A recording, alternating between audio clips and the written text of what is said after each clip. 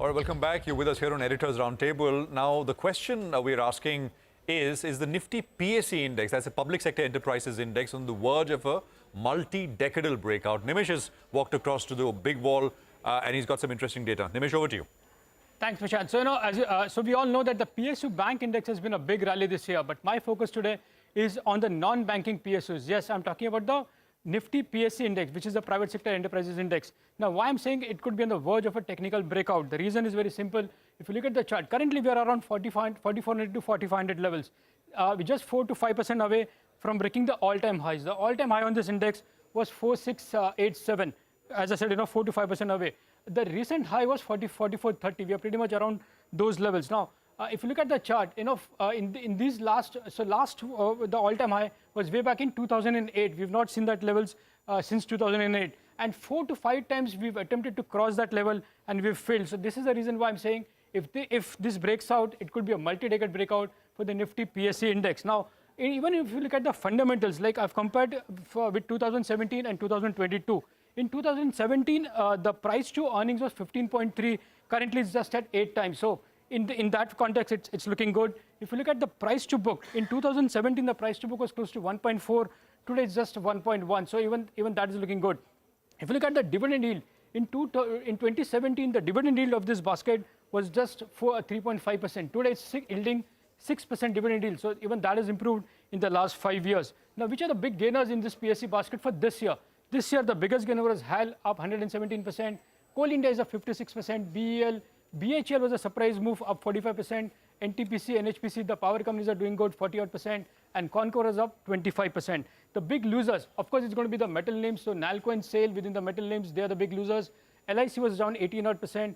IRCTC, because of that overhang, is down 16%. And the two oil companies, HPCL and BPCL, down 15 and 9% each. So these were the big losers. Now, look at the high dividend yield of these companies. The biggest highest dividend yield within this basket is Coal India, 20%. Even I was surprised that Coal India gives 20% dividends. Power Finance is up, gives a dividend of 8.3%. ONGC is close to 8%. The likes of Oil India, Power Grid around 6%, and HPCL gives a dividend of 5.7%. Now, which are the big stocks which can break the index? Now, the biggest weight in this basket is NTPC, close to 15% weight.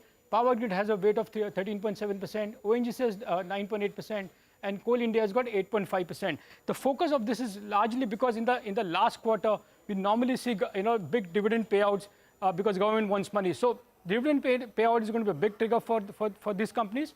But technically, it looks like, given the kind of fundamentals we have, if there is a big breakout in the PSE Nifty Index, you could say big move. And there are now a lot of tailwinds which are supporting these companies, and hence, the NIFTY PSE Index is something that investors should watch out for, at least for the next quarter.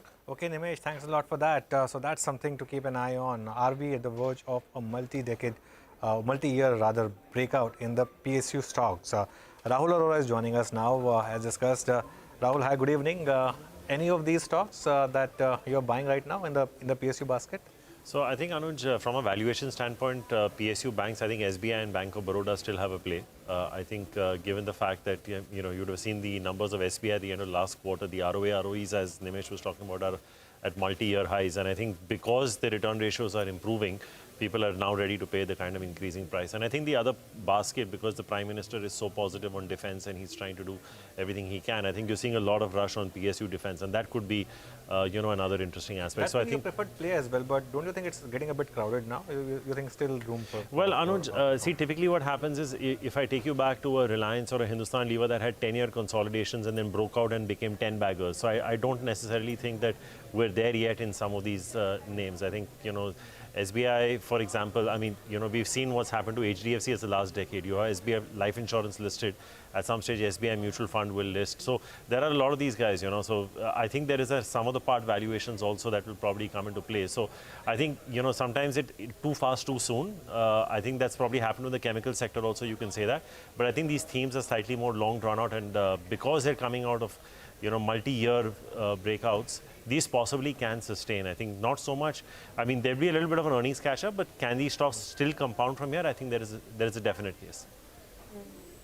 Well, Rahul, this week there were quite a few deals that were announced, right? We had from the cement play, you had pharma, and then you had the housing finance arm as well as Poonawalla Finance.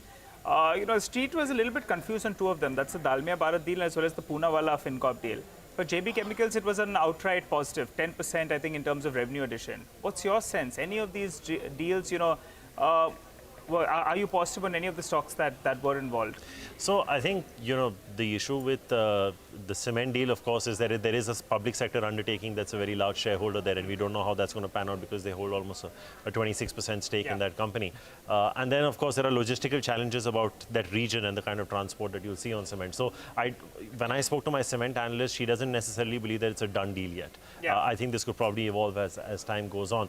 On the other space, on housing finance, we do track Poonawalla. I think if he does want to focus on everything non-housing, I think this capital will help boost up his overall tier 1 plus tier 2 ratio, and it will probably give him the growth capital that he needs. I think 20-25% compounding with the kind of management pedigree that you have and the return ratios, I don't think it's too expensive. I think, this is a company that's probably coming to you at about 12-13% ROE. There's a fintech acquisition also coming. That's what he told us. So it's very possible. Like I said, I mean, you don't necessarily have to be, president. I'll give you a classic case about gold finance, right? One of the reasons that the market used to always ascribe a premium to Muthoot over Manappuram was because Manappuram went into LAP, it went into MSME, it went into vehicle financing. So sometimes people just like you to focus on one particular core because banking has, people are trying to diversify too much too quickly. So I think from a growth capital standpoint, no harm done for Poonawalla. Cement, I don't think it's a done deal yet. JV Chemicals has been our top pick in the mid-cap pharma space. I think it's a great acquisition, and it's not the first. He's done a couple of others. A bit of a question mark on cement, buyer in JB. I think I'd be a buyer in Poonawalla as well. What about 2023? We're trading at valuations of close to about 20 times. In the past, in the last 2 decades, when we've traded at these valuations, the kind of returns that we've got have been fairly moderate, subpar, you would say. Are those the kind of returns we should expect in 2023 as well? So I think, Reema, what's happening is alternate asset classes are emerging. You could probably put your money into a 10-year G-Sec today and get 7.5% without doing anything. Fixed deposit rates for different people at different age groups are between 7.25% to 8.5%, depending on which bank you pick up. So these are now emerging as very credible alternates to equity markets.